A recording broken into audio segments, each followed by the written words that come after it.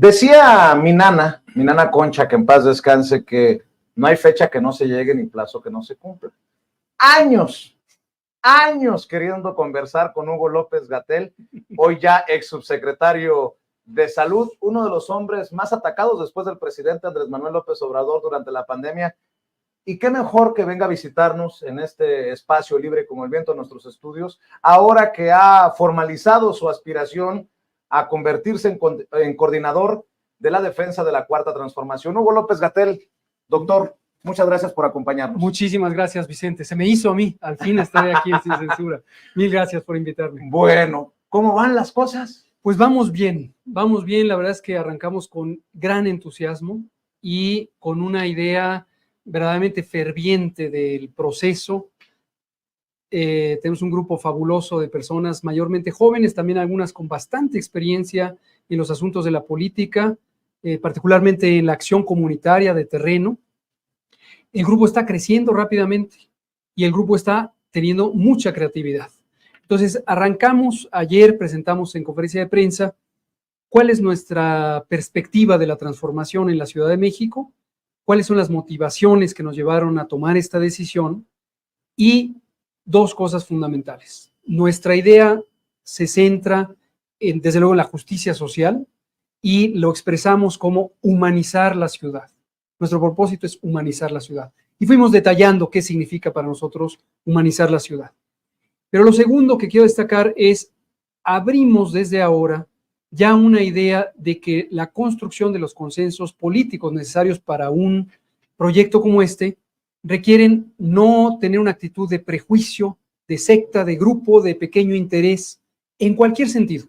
En la esfera de los intereses económicos, que obviamente pueden seguir siendo estos pequeños grupos que desconocen la pluralidad, incluso del micro y mediano empresariado mexicano, y que lo han excluido y lo han querido hacer a un lado, o del lado de la política, donde hay pequeños grupos que están calculando su acomodo, sus simpatías entre ellos, y que pudieran estar en algún momento contrarios al espíritu de la transformación en uno de sus aspectos, que es democratizar al país. Cuando hemos oído al presidente López Obrador una, otra, mil veces decir que el pueblo manda, nos llama la atención todavía identificar prácticas en algunos lugares donde se quisieran tomar decisiones populares o candidaturas de unidad, armadas, este tipo de intercambios de favores. Nuestra postura es ética sobre todo. Nosotros pensamos, y lo hemos dicho así, uno de los elementos centrales de identificarse con la izquierda es pensar en la honestidad, es pensar en la transparencia con la que se abordan los problemas de cara al pueblo. Y este es un poco el ambiente en el que arrancamos y estamos muy contentos, confiamos en el proceso. Hemos platicado, desde luego, ya lo he detallado anteriormente, cómo en la toma de decisiones sobre este planteamiento de ayudar a la transformación, ponernos al servicio del proceso de transformación y pensar en el proyecto más que en las personas en lo individual. Obviamente lo consultamos con el presidente López Obrador de manera muy directa y muy precisa, muy clara, y lo consulté con la doctora Sheinbaum. Arranca Hugo López-Gatell como no quiero ofender, por favor, el favorito del presidente. Yo no pienso que sea eso. Yo lo que considero, y la verdad es que es algo que me llena de orgullo en ese sentido, pertenecer a un movimiento cuyos líderes, en este caso el presidente López Obrador, Claudia Sheinbaum, son personas congruentes. El caso de Claudia la conozco hace 35 años y no he dejado de ver su congruencia.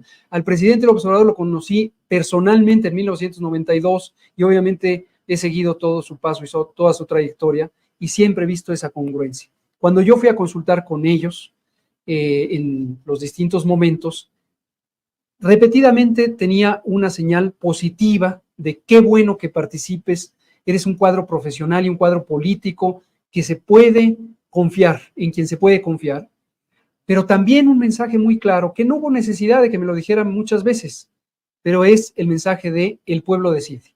Nosotros no vamos a tener favoritos, tapados, colocados. Lo pregunto porque Gerardo Fernández Noroña, el diputado del Partido del Trabajo, sí, que es vocero es correcto. la coordinadora de la defensa de la Cuarta Transformación, en este caso la ex jefa de gobierno, la doctora Claudia Sheinbaum, dijo, yo no voy a participar porque hay dados cargados. Exacto. Escuché su ¿Es una fuerte declaración? Es una fuerte declaración. Estoy seguro que él lo que dice lo sostiene. Yo tengo una opinión muy positiva de Gerardo Fernández Noroña. Creo que es un político que ha sido no solo consistente y congruente con sus propios principios, que son también los principios de la Cuarta Transformación, sino que tiene una característica que me parece saludable.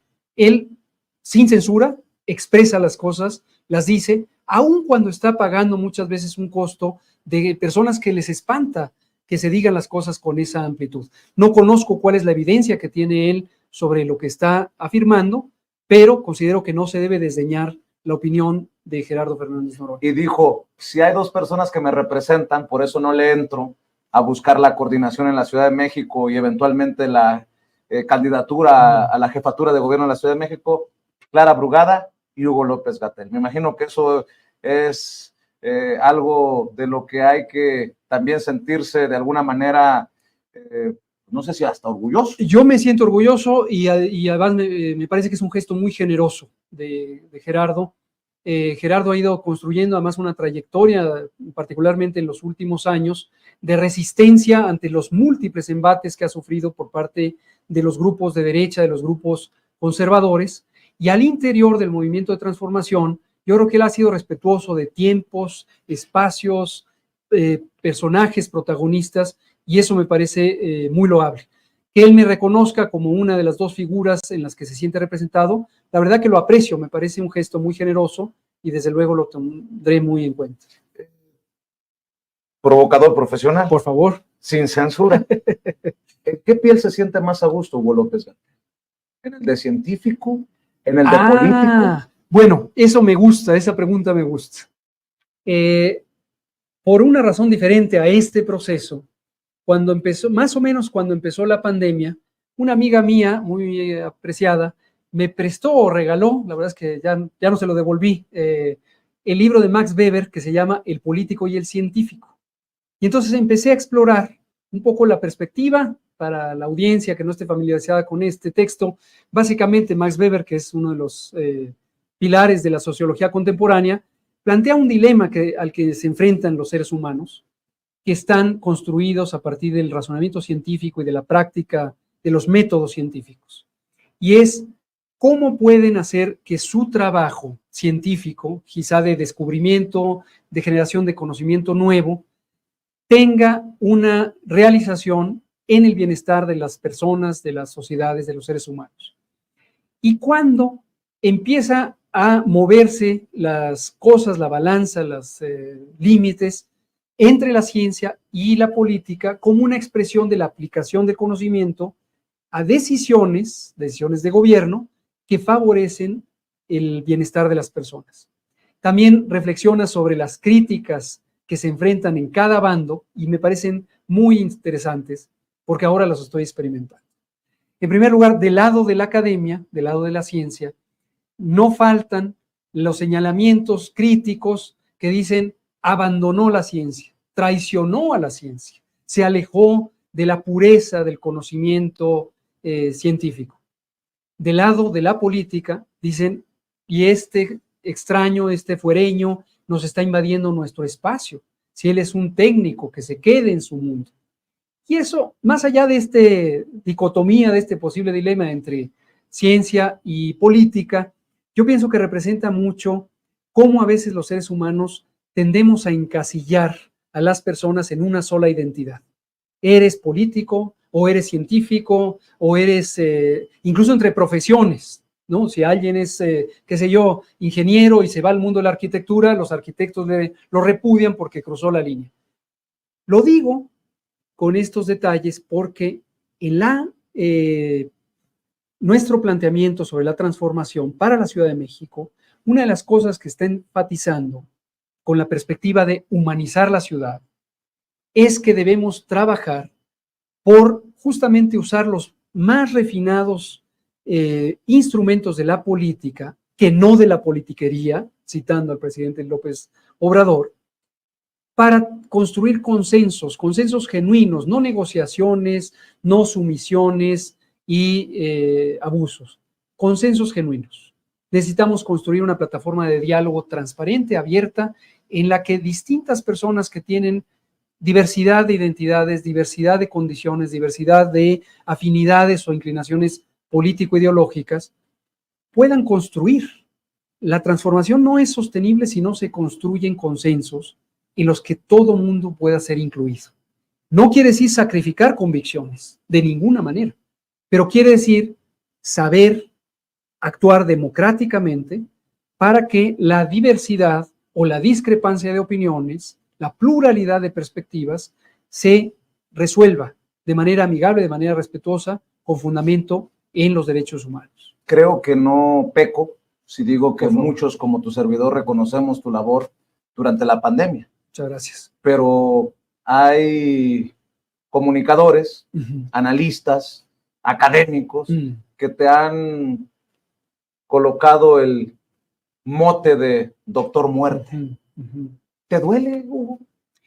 A mí me duele que haya en la sociedad mexicana, una sociedad que es, yo diría, madura en términos de su conciencia social y su conciencia política, en contraste con otras naciones, no quisiera señalar alguna en particular, pero nuestra propia región latinoamericana.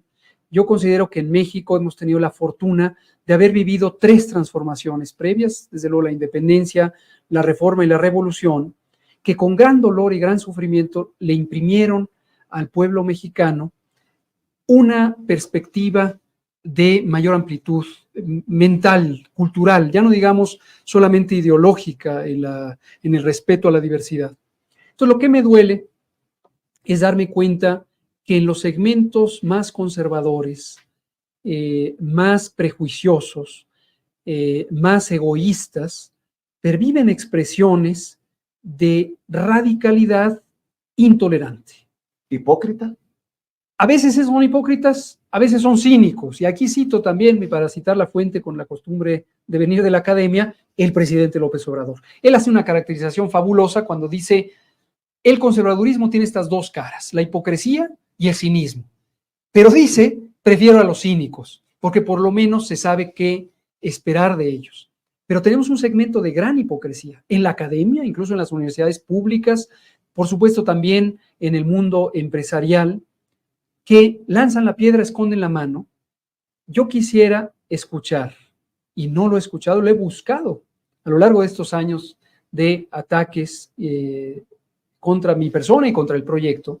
Quisiera escuchar una argumentación coherente, una argumentación rica y enriquecedora, fuentes de evidencia, capacidad de debate. Estoy seguro que hay puntos donde pudiéramos llegar a entender qué es lo que están pensando si lo expresaran correctamente. Tristemente no se ve eso. Hace 1 o 2 días, creo que fue anteayer, un grupo pequeñísimo de 6, indudablemente académicos de la Universidad Nacional y de otros lares, publicaron una carta. Cuando yo vi un titular en los diarios corporativos que decía: académicos repudian la postulación de López-Gatell, dije, bueno, qué bien, quiere decir que hay un grupo de intelectuales que ha estado entendiendo la realidad y que tiene argumentos. Vamos a ver quiénes son y qué proponen. Me encuentro una pequeña carta, incluso con errores de sintaxis, que viniendo del mundo académico a veces es, si no repudiable, por lo menos bochornoso, reducido a prácticamente insultos, epítetos, descalificaciones, y 6 o 7 elementos argumentales que son los mismos que le hemos oído a una y otra vez a todos estos comunicadores, y que son los argumentos que se construyen, todo el mundo lo sabe, en despachos de consultoría política pagados por las corporaciones para atacar a sus adversarios. ¿Quiénes son los que firman esa carta? No lo recuerdo, pero identifiqué gruesamente que son los allegados al exrector y exsecretario de Salud, José Narro Robles. Bueno, una intención política. Totalmente, totalmente. Ya que estamos en estos temas, porque es donde se pone apasionante el diálogo sin censura, ¿asumes, Hugo López-Gatell, que eres uno de los funcionarios más golpeados, y que tal vez sea porque te atreviste a levantar la voz en momentos críticos para el mundo con esta pandemia. Creo que creo que no va a haber alguien que en sus 5 sentidos me pueda reclamar cuando digo que no te pueden regatear, que has sido el funcionario del gabinete que más has defendido al presidente Andrés Manuel López Obrador públicamente, con aquellas conferencias vespertinas y con lo que se ha hecho antes, durante y después de la pandemia. ¿Así lo ves? Yo pienso, bueno, no tengo ninguna duda en señalar, y lo hago con enorme orgullo y satisfacción, cuando yo entré al proyecto de gobierno del presidente López Obrador, y yo venía de un camino distinto, yo venía de una institución académica, entré por la deferencia y la generosidad de mi maestro, el doctor Jorge Alcocer, secretario de Salud. Aun cuando yo ya conocía al presidente López Obrador de etapas previas, yo entré como hijo de vecino. Yo aquí vengo a contribuir con mis capacidades técnicas. Pero desde luego las capacidades técnicas, sobre todo en algunos campos, y es el caso de la salud pública, área del conocimiento y la práctica en donde yo me formé y donde yo he ejercido, toca intereses de pequeño grupo, toca intereses de los poderes económicos y a veces de los poderes políticos. Esto es previo a la pandemia. Cuando entramos, teníamos un plan de trabajo muy claramente identificado, sustentado en el trabajo científico, entre otros del Instituto Nacional de Salud Pública o del Instituto Nacional de Ciencias Médicas y Nutrición Salvador Subirán, donde yo trabajaba. Y el centro temático de ese programa estaba encaminado a mejorar la salud, trabajando sobre los determinantes de la salud, es decir, aquellas condiciones que en nuestra vida diaria nos afectan. Y algunas que son claramente el motor de los grandes males de salud de México están en la alimentación no saludable. Hemos dicho muchas veces, la alimentación no es una conducta que dependa solo de la voluntad de las personas.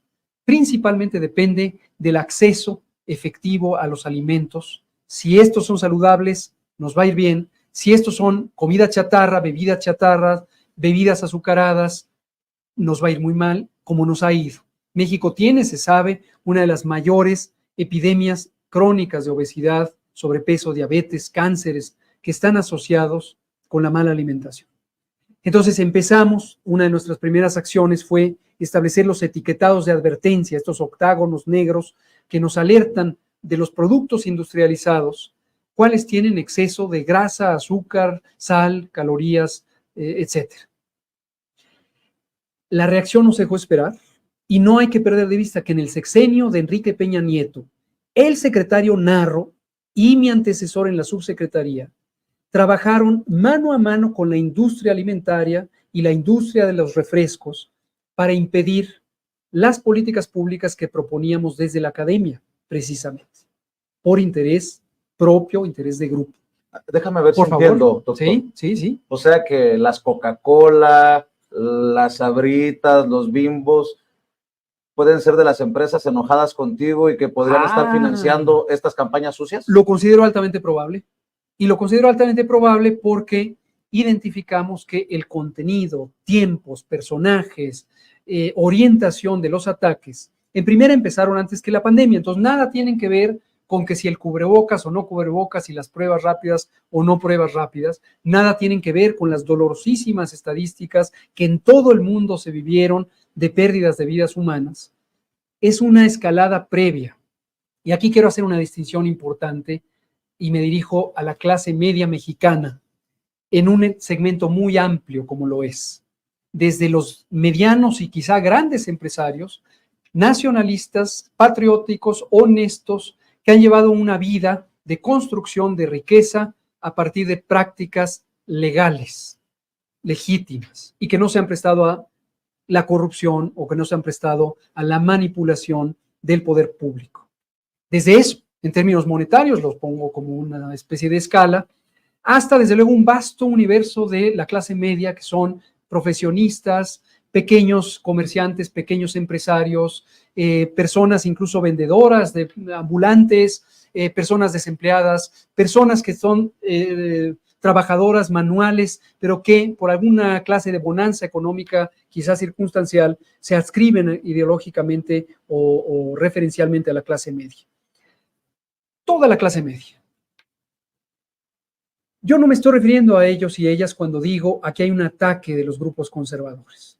Aquí se ha fabricado intencionalmente un discurso por parte de los más conservadores, un pequeño grupo de oligarquía que son un puñado de familias de altísima concentración de la riqueza y que ciertamente en muchos casos, y esto está históricamente documentado, construyeron su riqueza basado en la corrupción y basado en prácticas que en el mundo empresarial se considerarían desleales y poco saludables incluso en términos económicos. Ese grupo ha sembrado un discurso sistemático de odio para que lo adquiera este vasto universo de la sociedad. Y el discurso de odio incluye una idea de que se polarizó la sociedad mexicana, como si fuera una naranja y tenemos la naranja izquierda y la naranja derecha. No es una polarización. Tenemos un conjunto grande de la sociedad mexicana, mayoritario, demostradamente mayoritario, que incluye a profesionistas, académicos, a intelectuales, a gente del arte y la cultura, a estos micro, medianos y pequeños empresarios, sobre todo de los territorios urbanos, y todo lo demás, que mayoritariamente lo que quiere es vivir en un mundo sin violencia, en un mundo en paz, en un mundo de oportunidades y progreso, que está dispuesta a distribuir la riqueza para que todos quepan y todos lo impulsen. Para que el más vulnerable pueda comer. Así es. Y pueda comer mejor. Así es. Perdón por interrumpir. No, muchas gracias. Este mensaje clave que quedó enunciado en la frase del presidente López Obrador, por el bien de todos y todas, diríamos, para incluir la perspectiva de género, por el bien de todos y todas, primero, las personas pobres. Tiene una lógica profundamente transformadora. En una sociedad, y esto se ve en las sociedades más polarizadas económicamente del mundo, naciones en África, naciones en Asia y varias de América Latina, lo que vemos es una situación en donde el concepto de progreso, más allá de precisiones teóricas, pero digamos, el aumentar el bienestar, se ve sistemáticamente interrumpido cuando hay estas grandes diferencias de distribución de la riqueza, de distribución del acceso a los servicios y la garantía de los derechos. En México tenemos 50% de la población viviendo en pobreza. 50, es la mitad de la población viviendo en pobreza. Esto es moralmente inaceptable, pero además el aceptarlo y el perpetuarlo, lo que nos lleva es un rezago de las oportunidades de esta sociedad para llegar a otras fases seguramente mucho más satisfactorias para todos y todos. Déjame, por favor, hablar sin censura. Y viendo a esta que es tu cámara, perfecto, Hugo López-Gatell, para regresar después a la Ciudad de México. Sí. ¿Hay algo de lo que se sienta Hugo López-Gatell como vocero del gobierno que encabeza el presidente Andrés Manuel López Obrador durante la pandemia, por lo que le tenga que ofrecer disculpas o sentirse avergonzado al electorado de la Ciudad de México y a la sociedad mexicana?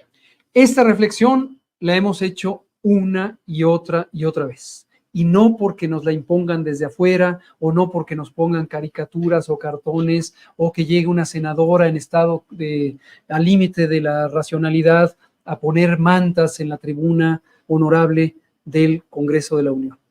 No tenemos nada de qué arrepentirnos en el sentido de identificar culpabilidad por acción o por omisión, por impericia o por un desconocimiento negligente de la realidad.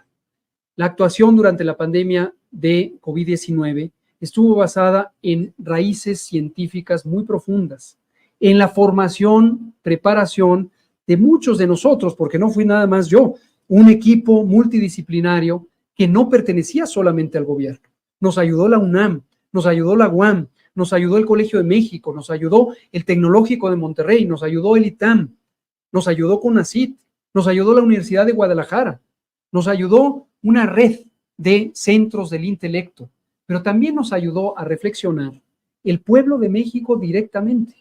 Nosotros en cada etapa fuimos haciendo distintos modelos de consulta, desde la consulta vivencial hasta la generación de conversación en personas que tenían distintos intereses en torno al manejo de la pandemia. Y aquí pongo el tema.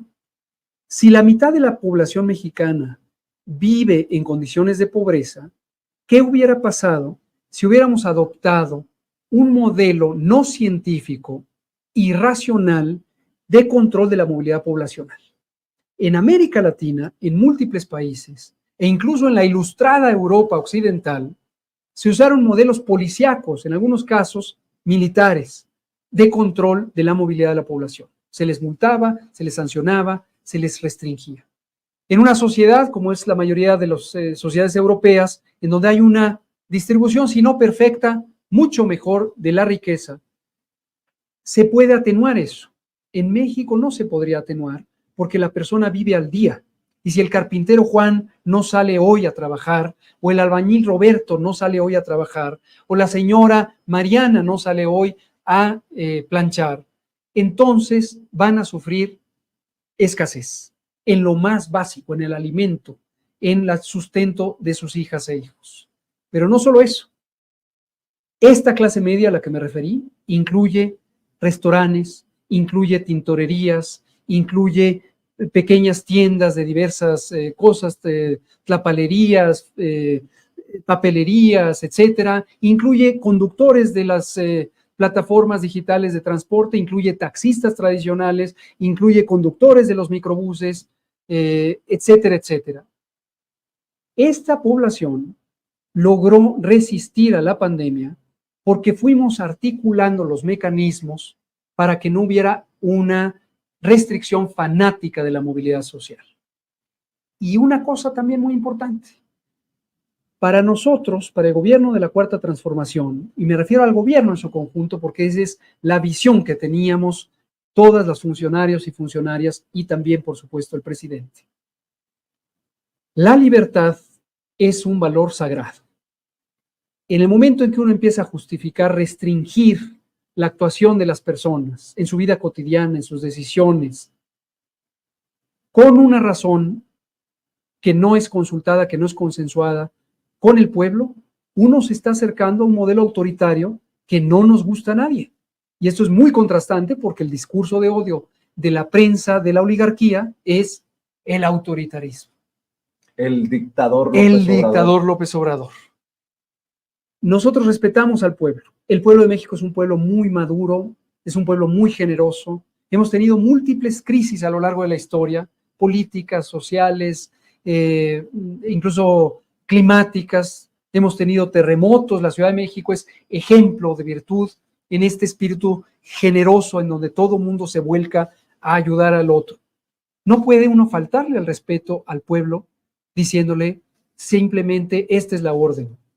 Por eso el esquema de comunicación, que efectivamente, retomo lo previo, efectivamente significó para el equipo de la vocería de la pandemia un desgaste en el sentido de que nosotros tratábamos y seguiremos tratando de permear mensajes por el bien de la población, era recibido muchas veces por ataques.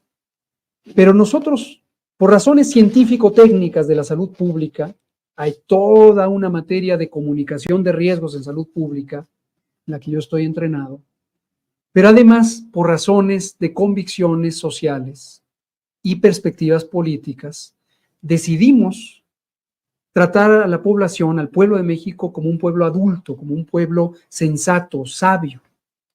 Y nuestro gran apuesta, que se cumplió satisfactoriamente, es que si al pueblo se le explicaba los riesgos, si al pueblo se le explicaba los límites de las medidas de protección, incluido el cubrebocas, los signos de alarma, las realidades sociales de las que surge la desigualdad y cómo determina la salud, el panorama epidemiológico del país con esta preponderancia de la enfermedad crónica, diabetes, hipertensión, etcétera, que nos viene principalmente por el consumo de comida chatarra desde los años 80.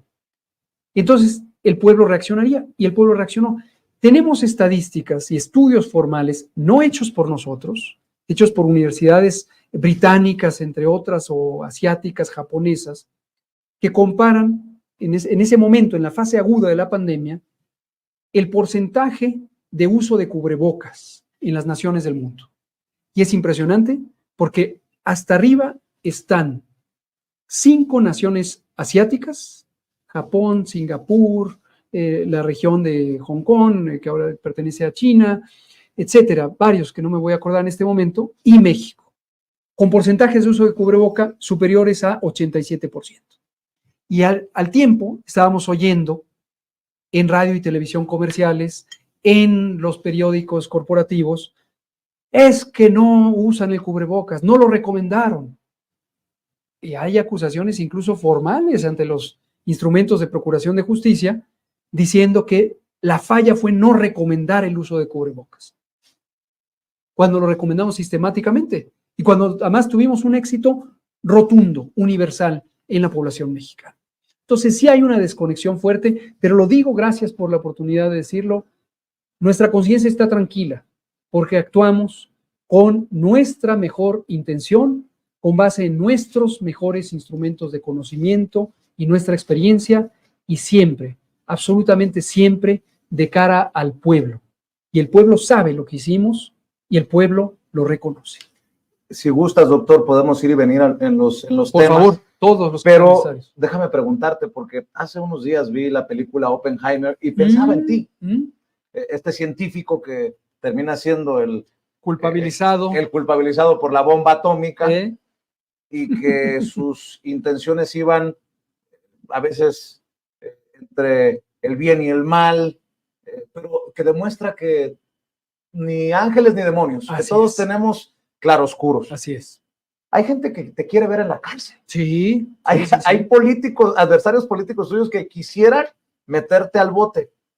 ¿Qué te va a sacar adelante? ¿Qué te va a convertir en el personaje ideal, en el perfil ideal para ser el coordinador de la defensa de la Cuarta Transformación desde tu perspectiva, obviamente? Desde luego yo aspiro a que quién soy, este sujeto que está aquí ahora frente a ti, frente a tu audiencia, y que estará recorriendo la ciudad para conocer aún más a la gente y que me conozcan abiertamente, que se formen un juicio, que identifiquen las ventajas, que me contrasten con los demás compañeras y compañeros que están compitiendo o concursando, se le puede decir así, en este proceso interno, y que la decisión que tome sea la más sensata. Es decir, en primer lugar, mi primera aspiración de este proceso interno y de mi participación no es ni siquiera ganar, es que el proceso sea legítimo, que sea irrefutable y que cuando se tome la decisión sea la más favorable a la Ciudad de México, lo mismo en las otras 8 entidades federativas donde está ocurriendo un proceso, y que lleguemos con una plataforma social, no solo política, sino social, sólida, para mantener el proceso de transformación. Esa es mi primera aspiración. Si en esa deliberación el pueblo de la ciudad considera que yo soy apto, cuentan con mi compromiso. Yo suelo comprometerme de manera muy abierta, muy transparente. Aquí hago un paréntesis. Ha habido políticas y políticos profesionales, ha habido periodistas que en las entrevistas me dicen, oye, qué error exponerte a ese desgaste. Me han incluso identificado, el otro día en una entrevista televisiva me decían, un personaje del público que escribió, decía, ¿qué se siente ser el pararrayos de la 4T? Como si mi papel hubiera sido ponerme ahí para que me lleguen todos los choques, todos los trancazos. Mi respuesta es simple. Primera, yo no soy masoquista, no es que me gusta sufrir o que me ataquen. Segunda, no me siento atacado. No me siento atacado porque entiendo de dónde vienen los ataques, cuál es su verdadera motivación. A veces lo veo incluso con un sentido humano. Puede ser un vicio profesional. Yo soy médico clínico, soy médico internista antes que ser especialista en salud pública y epidemiología. Y durante mi práctica clínica, como le ocurre a cualquier compañera, compañero médico, es común que uno enfrente el dolor humano porque alguien perdió la vida, porque a alguien le tienen que hacer una operación, porque a alguien le dan un diagnóstico de una enfermedad de difícil manejo, y hay una reacción violenta en el momento. Lo que quieren es encontrar no quién se las debe, sino quién se las paga. Y a veces en los hospitales esto pasa todos los días. Hay gritos, hay sombrerazos, se rompen puertas, porque la gente siente esa frustración. Si uno está entrenado en una ciencia humana, como lo es eminentemente la medicina, uno sabe que el ser humano pasa por estos procesos. Incluso uno conoce los circuitos neuronales que están involucrados en esto. Y uno no debe ni juzgar ni enfrentarse a una persona que está pasando eso. Bueno, ¿no? Pero has de tomar personal algún comentario de Lili Telles o de Kenia López Rabadán o de Joaquín López Dóriga o de Loret de Mola. Ninguno es personal, ninguno es personal. Yo fui el pretexto. En ese sentido, la figura de que si soy el pararrayos de la 4T, a lo mejor tiene cierta correspondencia con la realidad, no porque sea planeado, sino por la circunstancia. ¿Qué es lo que ocurre? Esta gente, los que has dicho, Joaquín López Dóriga, Loret de Mola, Ciro Gómez Leiva, Azucena Uriesti, todos los corporativos del El Reforma, El Proceso, una buena parte del Universal, algunos segmentos muy radicales de Milenio en toda su pluralidad, lo que están sintiendo es una gran frustración, ni siquiera ellos, por muchos millones que tiene Ciro Gómez Leiva con las propiedades de las que se ha hecho en distintas partes del país, especulando con la tierra y con la propiedad inmobiliaria. Por mucho dinero que pueda tener López Dóriga, son pequeñitos, son una pequeña pieza y no se dan cuenta o no quieren darse cuenta. Viven embelesados en esta idea de que pertenecen a la clase alta, cuando en realidad ellos son empleados. Bueno, han de cobrar bien. Quizá cobren bien, pero ellos ya hace mucho tiempo perdieron conexión, desde luego con la ética, con cualquier valor y sentido humano. Y entonces viven, son un poco como, ¿cómo se llaman los muñequitos estos que? Entonces viven para satisfacer las expectativas de los verdaderos dueños, los machuchones, como dice. De la mano que mece la cuna. Claro. ¿Qué es esa oligarquía, esa ultra oligarquía, ese grupo chiquito? Es que está muy fuerte lo que estás diciendo, doctor. Te van a dejar llegar. Fíjate lo que te estoy preguntando, doctor Hugo López-Gatell. Te van a dejar llegar los que hacían negocio con las medicinas y a los que se les puso un freno. Así es. Te van a dejar llegar las compañías de la comida chatarra. Te van a dejar llegar las tabacaleras. Las tabacaleras por... Oye, ¿qué paquete te has aventado, Hugo López-Gatell? Me decía un amigo el otro día, a quien le contesto, es un amigo extranjero, le expliqué el contexto de México, y me decía, oye, ¿sí te das cuenta que eso es equivalente a que vivieras en Estados Unidos, fueras estadounidense y te metieras con la industria armamentista? Son los poderes fácticos más grandes que hay en el mundo. No es que lo desconozca, no es que me dé cuenta, tampoco soy un irresponsable y, como digo, ni un mártir que me quiera hacer mártir o victimizar. Lo que sí me ocurre, y ni modo, pues es también parte del sesgo profesional y las convicciones sociales, es que me apasiono. Para mí no hay medias tintas. Para mí uno se compromete con una perspectiva y una aspiración de justicia, por ejemplo, y hay que volcarse de lleno. No se vale estar calculando, no me vaya a manchar las manos, no me vaya a mojar los calcetines. Hay que lanzarse. También me viene un poco de familia.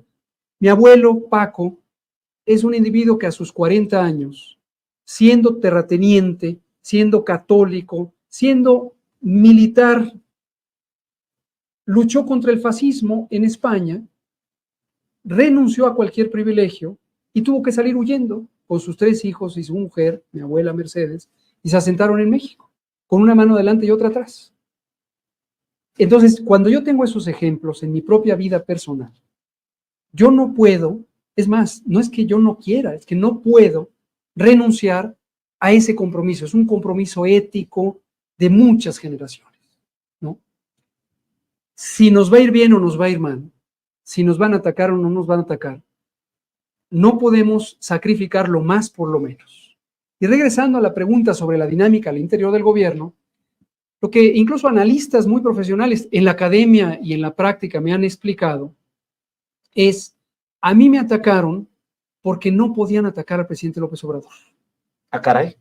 Durante la pandemia, obviamente, que es donde me tocó estar al frente. En otros campos, en otros temas, estarán otros compañeros y compañeras servidores públicos, con experiencia, con poca experiencia, jóvenes y no tan jóvenes.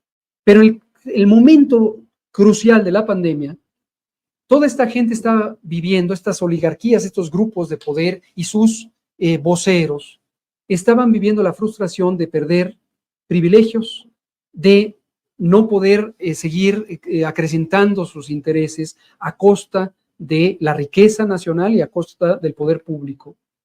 Pero obviamente saben, por los rituales de la política, que no se pueden pelear con un presidente porque eso les lleva un enorme desprestigio, incluso a nivel corporativo.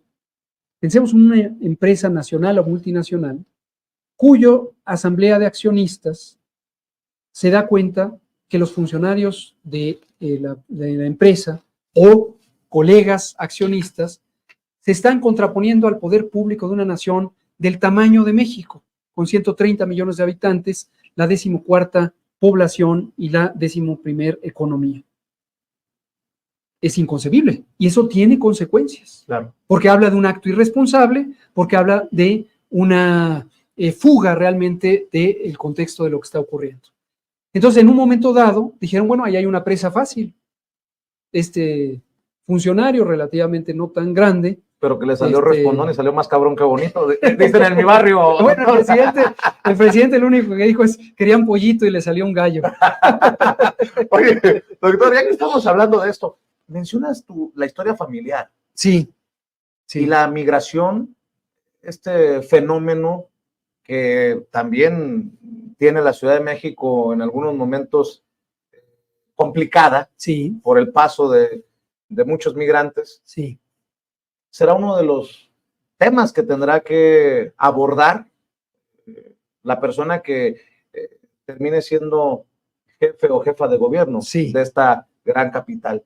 ¿Qué retos ves? ¿Cómo ves a la Ciudad de México? Bueno, son cosas muy interesantes. Desde luego nos pusimos hace muchos meses a estudiar más a detalle la ciudad. Yo nací aquí, yo crecí aquí, prácticamente toda mi vida he estado en la Ciudad de México, entonces la conozco vivencialmente. O sea que desde hace tiempo ya habías tomado la decisión de entrarle. Bueno, desde hace tiempo empezamos a estudiar lo que ocurría en la Ciudad de México, entendiendo dos cosas principalmente. La primera, venimos de una serie de gobiernos progresistas, yo diría de izquierda, algunos de ellos, que no todos, en la Ciudad de México, desde 1997, cuando el ingeniero Cárdenas fue electo jefe de gobierno.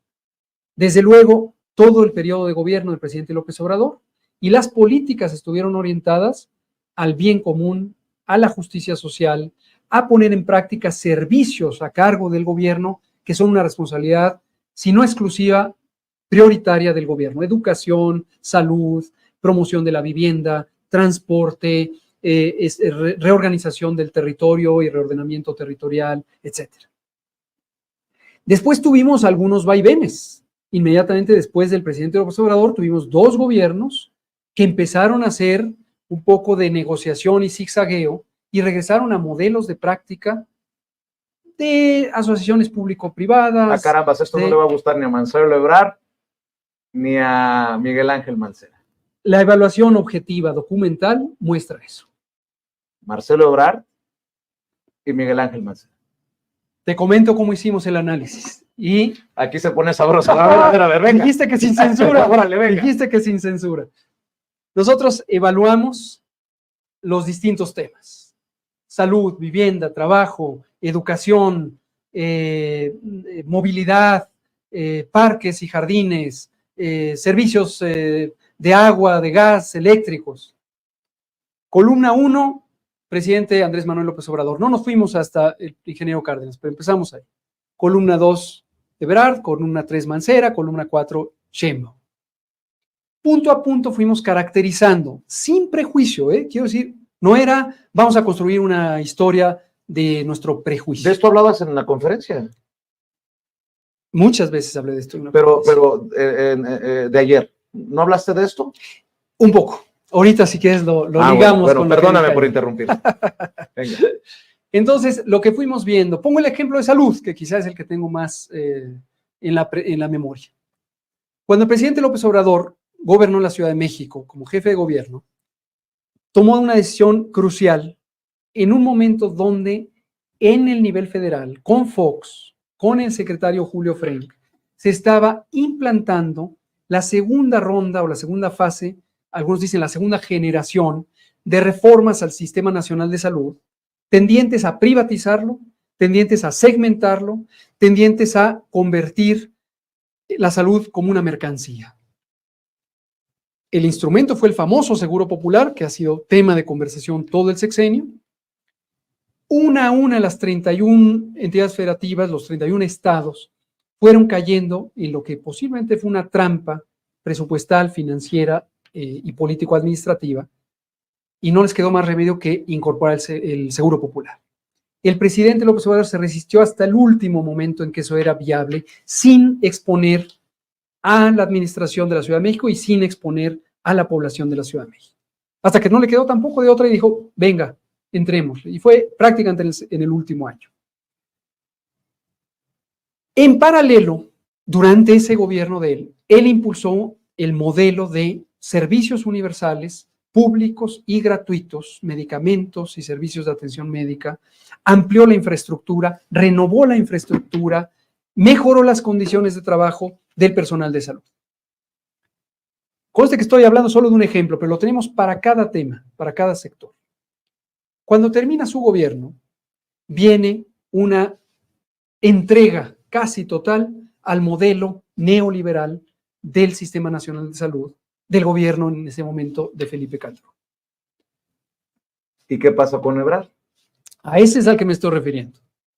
Cuando cuando termina el gobierno de López Obrador y entra Ebrard, hay un giro de 180 grados hacia, vámonos a lo que nos está planteando el PAN y lo que nos está planteando el sistema financiero global y estos mecanismos de convertir en mercancía y privatizar. Qué fuerte lo que nos estás diciendo. O sea, el hoy presidente resiste y quien lo sustituye se entrega. La evidencia documental, insisto, y también es un poco el sesgo de ser académico, de tener una costumbre científica, analítica. La evidencia lo muestra. No es mi opinión, es más, lo digo también de frente a la cámara. No estoy revelando mi opinión. Podría yo, hipotéticamente, no es el caso, podría juzgar, pues lo que se hizo fue lo acertado. No lo juzgo. La evidencia está y está disponible para cualquiera que desde el ámbito académico, desde el análisis político quisiera analizarlo, ¿no? Y así una a una, transporte. Bueno, el segundo piso del periférico, hoy transité por él. Hay un segmento de San Jerónimo a San Antonio y viceversa, que es gratuito y obviamente es propiedad pública. Hay dos segmentos, el que discurre al norte de San Antonio, el que discurre al sur de San Jerónimo, que son propiedad privada, concesionada, y se cobra. Eso habla de una visión de las cosas. En gobierno de Ebrard. Ahí es cuando se construyó. Y bueno, ni hablar de... Ya ahorrémonos lo de Mancera, doctor, porque, digo, un personaje que termina haciendo pactos con el PRI y el PAN, así es. Creo que no, así ni merece así es. ahondar en esto. Ahora, sí quiero decir la buena noticia. La buena noticia es que cuando llega Claudia, cuando llega la doctora Sheinbaum, empieza sistemáticamente y con gran responsabilidad, si quiero subrayarlo, no es que llegó por una consigna ideológica y dijo, vamos a revertir todo. No, cuidadosamente dijo, esto está funcionando bien, se estableció un equilibrio público-privado, hasta de asociación o coinversión. Un ejemplo es el mapa de transporte. En el sistema de transporte de la Ciudad de México hay 12 componentes mayores. Incluyen el metro, incluyen el RPT, los trolebuses, los microbuses. Ella decidió conservar los equilibrios, no por un asunto de intereses o de grupos. Lo que dijo es, estratégicamente tenemos que garantizar servicios de movilidad para el pueblo de la Ciudad de México. Si está funcionando bien algo, vamos a respetarlo y vamos a apoyar para que llegue a las mejores prácticas, transparencia, honestidad administrativa, eficiencia, la regulación de emisiones, etc. Si no está funcionando, ella ejerció presiones y dijo, esto me perdonan, pero aquí vamos a seguir ampliando el Metrobús, por ejemplo, o el cablebús que en su momento se estableció y que entró en una contradicción importante con pequeños proveedores de transporte de tierra en la zona ambas zonas donde están los cablebuses. Entonces, es un ejemplo de una funcionaria, de una servidora pública, de una gobernante que actuó con cuidado, con responsabilidad, sin prejuicios, indiscutiblemente con una visión del interés público, del interés colectivo, y que de lo que le dejaron lo empezó a sanear para que funcionara al servicio de la gente. Con Andrés Manuel López Obrador, el gobierno se fue a la izquierda. Sí, indiscutiblemente. Después se derechizó. Bastante, bastante. Con Ebrard se derechizó más con Mancera y regresa con Claudia Sheinbaum hacia la izquierda. Así es, así Sí. lo veo, así lo veo. ¿Y cómo nos imaginaríamos una defensa de la 4T al frente de Hugo López-Gatell? Yo tengo muchísimas coincidencias con la visión de Claudia Sheinbaum en cómo ejerció el mando de la Ciudad de México, cómo supo con gran habilidad encontrar la colaboración de empresarias y empresarios, de grupos de, por ejemplo, la academia y del mundo intelectual, cómo supo incluir no solamente a lo que ya existía, sino supo abrir nuevos espacios de participación, desde luego de manera muy colaborativa con el legislativo de la Ciudad de México y colaborativa con el gobierno federal. Considero desde luego también que el tener a un presidente como Andrés Manuel López Obrador fue enormemente benéfico también para la Ciudad de México, porque lo que permitió es que el proceso de transformación dejara claro cuál era el rumbo en el que íbamos.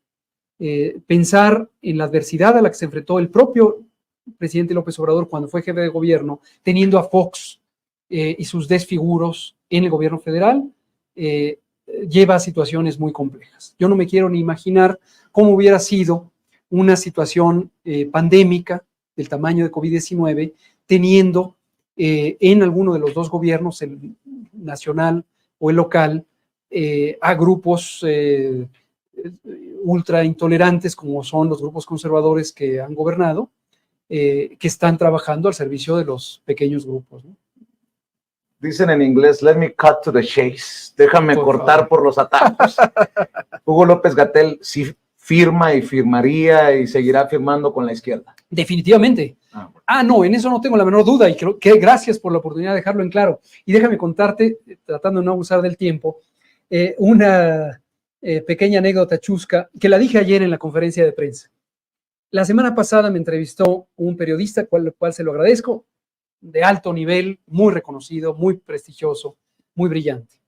Pero me hizo mucha gracia después que en un momento de la entrevista, donde estaba este tema de a dónde vas, cuál es tu perspectiva, me interrumpe casi y me dice, no me acuerdo si de tú o de usted, ¿eres de izquierda? Yo le dije sin ambajes, automáticamente, sí. Y me empieza a decir, ¿qué has leído de izquierda? ¿Cuántos libros? ¿Cuáles? ¿Cuántas marchas? ¿A cuáles has ido? ¿A ¿Qué tan de izquierda? ¿Al socialismo o al comunismo? Come niño, rojo. Justo. Después pensábamos, yo no sabía que había un izquierdímetro, en donde a uno le van dando bonos y puntos, y si fuiste a una huelga te dan 50 puntos, pero si te perdiste una marcha te restan 2 puntos, ¿no? Y si te leíste El Capital, pues ahí tiene que contar 100 puntos, ¿no? Pero si nada más te leíste el manifiesto del Partido Comunista, pues te dan 6, ¿no? Me suena a burla. ¿Me podrías dar el nombre y el apellido de periodista? Prefiero no. No, porque le tengo gran respeto, gran respeto a este periodista. Pero el punto al que voy, y me interesa destacarlo, es cuando una persona entra en la acción política, y más en mi caso, como lo relaté hace rato, que me ven como fuereño, y uno empieza a pronunciarse de manera ecléctica, de manera mixta, que uno no se leyó el manualito donde dice ABC, yo soy socialista, ABC, yo soy comunista, ABC, yo soy capitalista, ABC, yo soy lo que sea. Eso causa gran incomodidad, porque lo que dicen es cómo lo clasifico para poderlo atajar, para poderlo contener. Y lo ven a uno como una especie de amenaza a intereses construidos, a consignas, a dogmas. Yo no tengo duda en identificarme con las causas de la izquierda. Cuando me dicen, entonces, define qué es izquierda, tampoco tengo una definición académica y dudo que haya. Hay un libro de Lenin, de Vladimir Ilich Ulyanov Lenin, que se llama El izquierdismo, fase infantil del socialismo, ¿no? Y es esto, es este fenómeno, donde uno entra, donde las personas que se quieren sentir incluidas empiezan a presumir, yo soy de izquierda por esto, yo soy de izquierda por esto. Yo no necesito esto. Esto me recuerda, dado que he tenido acceso a algunas literaturas como la de la generación del 98 española, don Miguel de Unamuno, uno de sus más célebres representantes, lo atacaron fuertemente en su tiempo porque él escribía novelas, además de ensayos y otras cosas. Y entonces le decían, esto es una historia muy conocida, le decían, es que usted no escribe novelas porque no sigue las reglas de estilo de la novela. Y entonces Unamuno lo que decía es, no le llamen novelas, yo escribo nivolas, ¿no? Entonces, así es lo que digo. ¿Qué es para mí la izquierda? La izquierda es un pensamiento libertario que respeta a las personas en su esencia, basado en sus derechos fundamentales, respeta su dignidad y la promueve y la protege, está preocupada por la injusticia social y promueve la justicia social, considera que el Estado o los gobiernos tienen una obligación de proteger, promover y defender el interés de la gente, que hay un ámbito público que es estratégico, que no puede estar a expensas de convertirse en una mercancía, que hay elementos que pueden participar en una economía diversa, en donde hay iniciativa privada que puede hacer un patrimonio o una riqueza en condiciones justas, pero que obviamente se tiene que velar porque esa aspiración de generar riqueza no se cimente en abusos a la persona trabajadora, porque hay que cuidar el espacio de trabajo con reglas claras, con una visión, por ejemplo, de seguridad social solidaria y no de mercancía especulativa en un sistema financiero con cuentas individuales, como nos dejaron los neoliberales, que la tenencia de la tierra es preferente que tenga una aspiración colectiva porque es cuando es más productiva, que no se puede empezar a especular con la tenencia de la tierra o de los recursos minerales del subsuelo, solamente como un capricho financiero que enriquece a unos pocos cuando se está empobreciendo a la nación, que la educación pública debe ser pública y gratuita y universal, que la procuración de servicios de salud debe ser pública, gratuita y universal, que se debe velar por cuidar a las minorías de cualquier naturaleza étnica, religiosa, política, cultural o de identidad sexogenérica, que el debate debe ser un debate democrático y abierto en donde sepamos respetarnos unos a otros.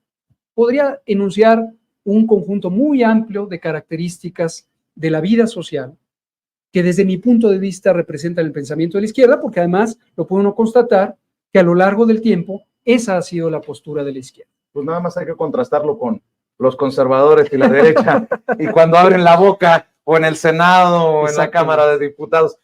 Tres cosas para cerrar rápidas, por favor. Y te agradezco, doctor, esta generosidad. Encantado. ¿Conoces, podríamos decir que conoces en su, ¿qué? Mediana, máxima capacidad de esta ciudad que te gustaría gobernar? Hay cosas que siempre puede uno aprender. Pero yo he recorrido la ciudad física. ¿Territorialmente la conoces? Territorialmente conozco las 16 demarcaciones. No sabría decir, he podido hacer un inventario, desde luego en su momento, de cuántas colonias, barrios o pueblos conozco. Nací y crecí aquí, nací en la hoy alcaldía Cuauhtémoc, crecí en Álvaro Obregón, en un pueblo, San Bartolo Ameyalco, viví una parte larga de mi vida ya de adulto en Tlalpan, hoy regresé a vivir en Álvaro Obregón, también he vivido en Coyoacán, he recorrido físicamente por visitas o por visitas familiares la Gustavo Amadero, ahí nació la familia de mi mamá, ahí creció mi mamá, ahí vivían mis abuelos y mis queridas tías y tíos. Hoy tengo familia política en Iztacalco, mi compañera de vida y madre de mi hija nació en la colonia agrícola oriental y ahí vive mi suegra. He estado en muchos lugares. Me decía el otro día también un respetado conductor y periodista, ¿cuál es tu sitio favorito? Yo no podría decir cuál es mi sitio favorito. A lo mejor uno pensaría así a bote pronto, donde ha tenido las vivencias más agradables o más estimulantes. Pero yo creo que la diversidad social de la Ciudad de México entraña una gran riqueza, lo que de ninguna manera debe interpretarse como que es deseable que exista este nivel tan insultante de desigualdad. Tenemos el oriente de la ciudad con grandes carencias de servicios esenciales, de agua, una gran especulación de la tierra, una injusticia laboral muy grande. El oriente de la Ciudad de México, se podría decir, abastece la mano de obra del occidente de la Ciudad de México. Y eso no le conviene ni al oriente ni al occidente. Entonces, hay muchas realidades sobre las que hay que trabajar, pero yo me siento entusiasta de saber, es más, en estas semanas he estado recapitulando de memoria los sitios por los que he transitado. Y cuando digo transitar por la ciudad no es nada más pasé o fui a un restaurante o fui a una fonda o fui a un mercado. Yo tengo la costumbre de, cuando estoy en un lugar, sentir a la gente. El otro día recordaba una anécdota más o menos de mis 18, 19 años cuando estaba estudiando en Ciudad Universitaria. Yo solía tomar una ruta de la ruta 100 que existía en ese momento. Tomaba tanto un tramo del Peribús como la 23A que iba hacia el sureste de la ciudad. Y una de las cosas que me estimulaba era, yo iba a un horario muy fijo, muy tempranito, y entonces me empecé a dar cuenta que en el autobús, y no iban tan llenos en ese tiempo los autobuses, iba la misma gente, o sea, las mismas personas, no estoy hablando de una identidad social. Iba el señor Pedro, que es plomero, ojalá que siga vivo, ya es bastante mayor que yo. Iba, por ejemplo, Rocío, que era una señora que trabajaba en una casa y hacía todo el circuito porque venía de la zona norte de la ciudad. Y de cuando en cuando lográbamos hacer una especie de amistad transitoria, pero es una amistad cercana. Entonces, este tipo de prácticas es la que a mí me estimula mucho cuando voy a un mercado, cuando voy a una plaza, cuando le ayudo a una señora a subir las escaleras, cuando estoy viendo que un niño no se vaya a caer porque está haciendo malabares en el silloncito del metro. Y ese tipo de conocimiento es lo que da perspectiva. Tú eres un hombre de ciencia, sí. Eres un doctor y por ende debes de ser un hombre de números. Sí, sí. Y de acuerdo a las encuestas, entras en un tercer lugar. Bueno, ha habido un par de encuestas que yo conozca que se hicieron públicas esta semana.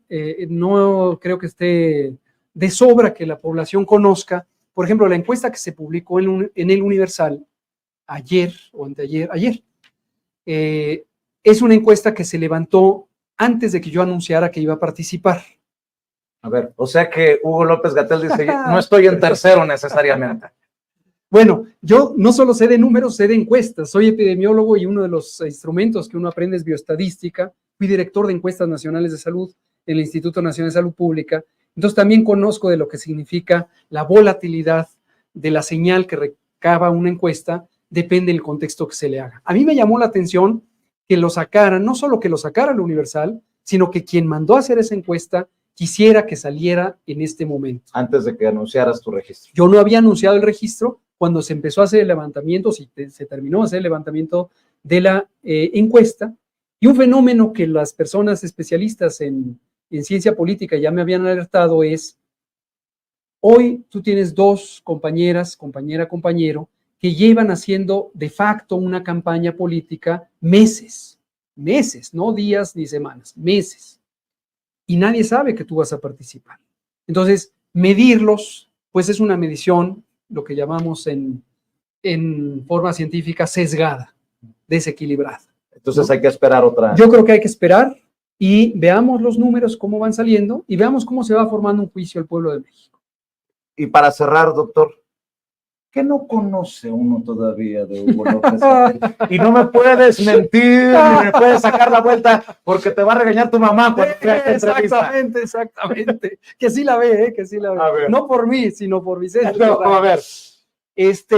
Hay muchas cosas. A ver, Calla, algo tiene que haber que no conozcamos todavía de Hugo López Gatell. ¿Alguna manía, algún hobby, algún qué? Bueno, puedo decir algunas cosas. Dicho de paso, yo ya me volví para mis amigas y amigos un individuo aburrido, yo creo, porque se ha expuesto mucho de mi vida pública, aún sin mi voluntad. Hemos llegado a reuniones y oigan, miren, es que la niña ya tiene tantos años o tantos meses.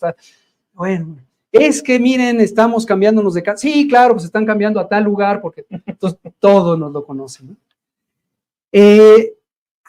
Digo, a lo mejor algunos rasgos de personalidad o rasgos de conducta, a reserva que también ya se sepa, ya se haya notado, yo me apasiono mucho con las cosas. Y cuando me apasiono, no lo digo necesariamente solo con satisfacción, a veces se convierte en un obstáculo para mí. Me comprometo tanto con algo o con alguien que luego me cuesta trabajo separarme de eso.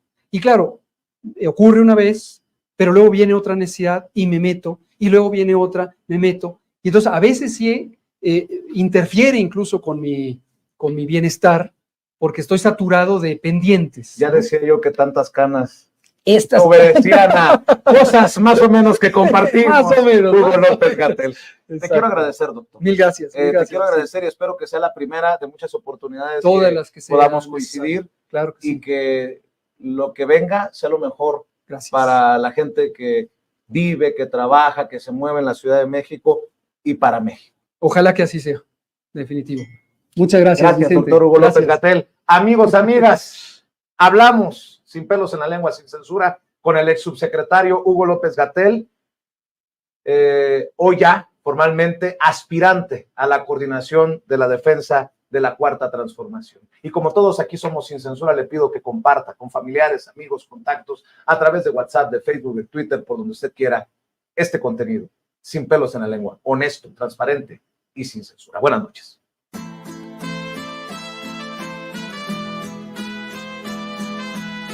Otra prensa que es luz y claridad en la noche oscura. Hay quien tiene remedio y hay medio sin cura. Y una prensa que nutre la perfecta dictadura y le declaró una guerra abierta a la cultura. Hay otra prensa dispuesta a enfrentarse a esta locura, sincero, sin pero, sin miedo y sin censura.